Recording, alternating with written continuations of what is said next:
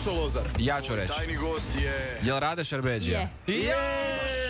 2 minute. Rade, dobro jutro. Dobro jutro. Dobro jutro. Pa ovo se prvi put dogodilo da sam ja pogodio tajnog gosta. Hvala vam puno što ste pristali biti dio ovog cirkusa jutros.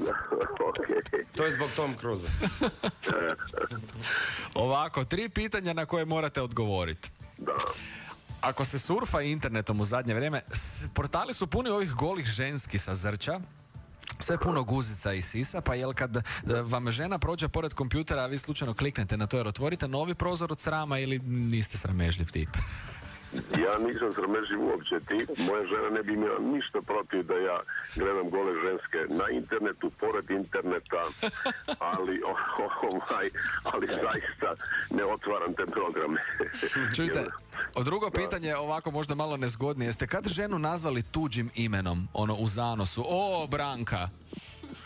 Ne, zaista. Dobro, svaka čast. I broj 3, sportsko malo, nadam se da pratite Modrića i ove sve silne transfere. Jel on zaslužio ući u Real ili mislite da samo peca malo veće novce? Pa ja mislim da može ući u Real, jer način njegove igre odgovara sjajno Realu. Odnosno Real njemu odgovara način igre Reala. Svaka čast. Tako da mislim da on je toliko izvan serijski igrač da zapravo može u svakom klubu da se snađe. Ali ima neko područje o kojem vi nemate pojma? Pa ima mnogo područja o kojima nema pojma. Dobro, treba znati da ne znaš, jel?